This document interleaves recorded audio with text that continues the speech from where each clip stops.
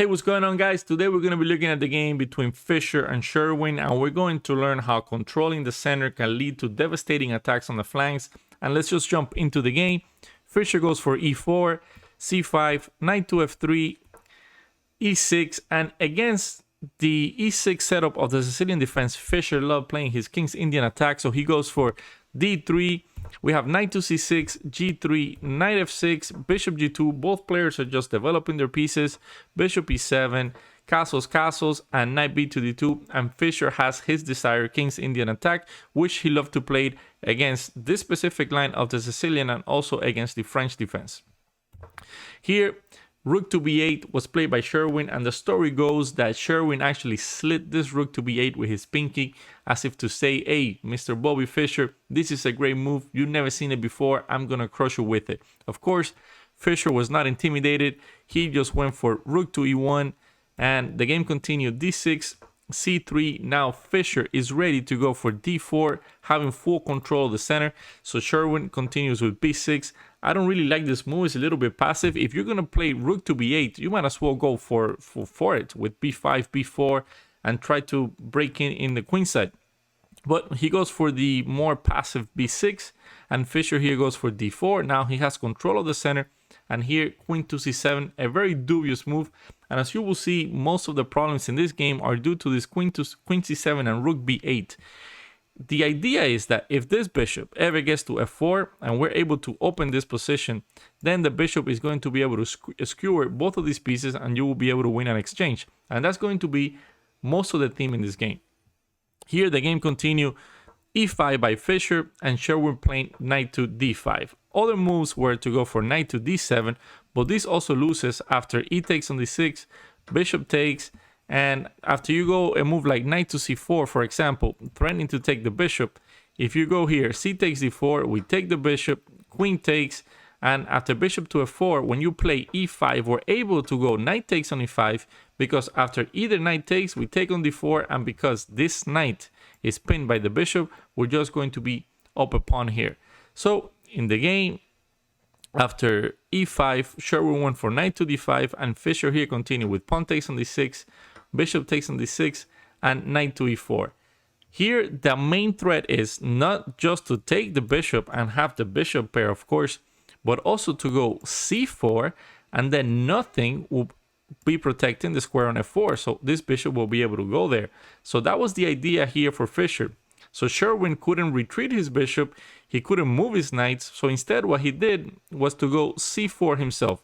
Another option that I didn't mention was to go for pawn takes on d4, but the same thing. We go c4, we attack the knight, this knight has to go, and when it goes to f6, we take the bishop, the queen takes, and we go bishop f4, and again, we're going to win an exchange, because if you go e5, we take it with the knight, and this position is going to be even worse than losing the exchange. So, coming back after knight to e4, Sherwin went for c4, otherwise he was going to lose the exchange, but here, Fischer was able to take on d6 with the knight, and after queen takes on d6, notice that Fischer controls most of the center squares. Yes, black has a very beautiful knight on d5, but as you can see, it lacks targets. It has no targets or nothing to attack pretty much. And having a knight with nothing to attack in the center makes absolutely no sense. And Fischer also has the bishop pair, so he's doing very well. And if this knight is able to move from here, then of course bishop to f4 is going to come in, and we're going to win some material. So the game continued, knight to g5.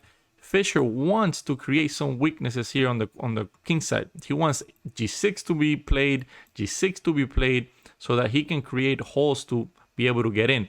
Here Sherwin continued with knight c to e7. He saw that Fischer was moving into the king side, so he wanted to bring this knight that was here on the queen side doing nothing and put it on the king side where he can possibly protect the king. Here Fischer continued with queen to c2, and I don't need to explain to you what the threat is. This is checkmate in one move. The queen takes on h7. So here Sherwin played knight to g6 and h4 by Fischer. The idea is very simple. Just play h5. If the knight moves, again, we hit Sherwin with checkmate on h7.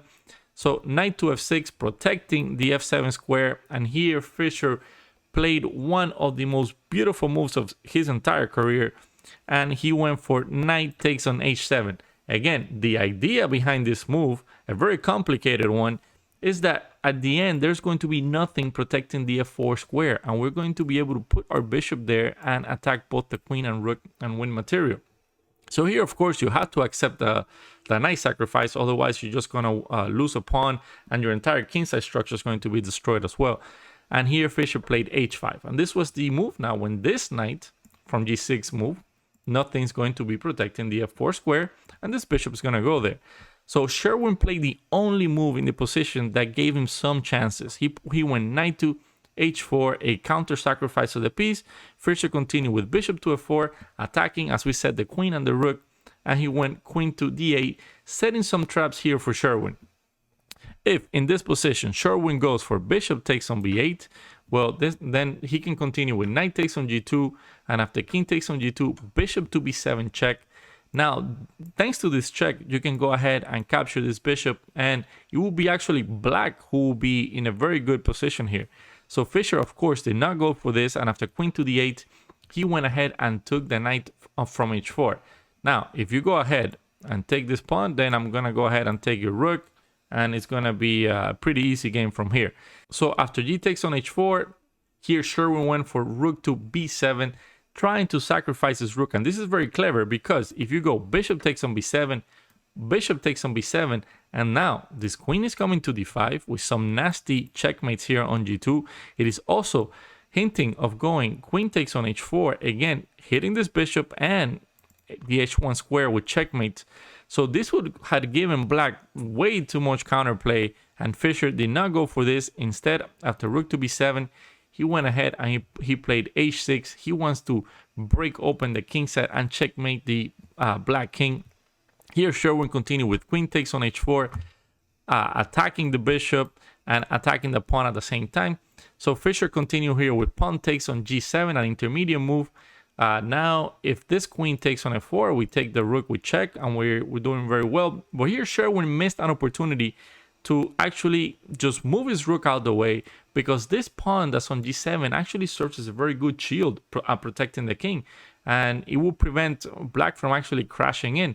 But Sherwin here played the very bad move, king takes on g7, and Fischer from this moment on just absolutely played one stunning move after the other. He starts this with rook to e4. The idea is simple. You want to go bishop e5 check and take the queen on h4. So Sherwin sidesteps this and goes queen to h5. And now that the queen is no longer threatening, Fischer goes for another threat. He plays rook to e3.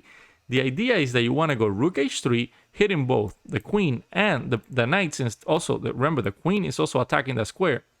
And when this queen, after rook to h3, goes to g6, then we go back rook to g3 and pin the queen to the king and win the game.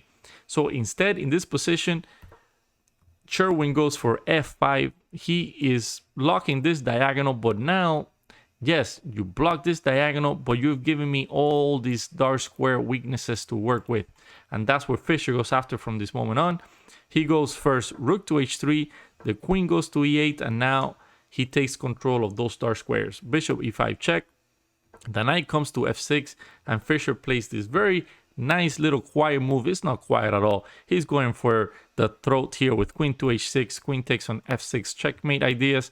So king to f7, sidestepping all those queen h6 threats, but Fischer anyways plays queen to g5, and now this knight is in a lot of danger, and if you move it, well, then rook h7 is going to come in with the same effects. So queen to e7 is played, and bishop takes f6, queen takes f6, and after rook to h7, you're going to lose material. King e8, queen takes on f6, and here in the game, Sherwin went for rook takes on h7. But notice that if you decide to take my queen here, we take on b7 with the bishop, bishop takes, rook takes, and we're going to be up a rook. This is going to be a very simple, easy win for Fischer, I'm sure. So after rook takes on h7, Fischer just went ahead and gave a check on c6, and Sherwin here resigned in view of you have to cover with the bishop on d7. You're now going to drop this pawn as well with check, and it's going to be too much material. Very easy win for Fischer. So the idea of this game was, if you control the center, you control the board, you're going to be able to attack on both flanks, and it's not going to be a pleasant game for your opponent. Hope you enjoy the game. As always, stay safe, have a great day, show respect to your opponent. See you on the next video.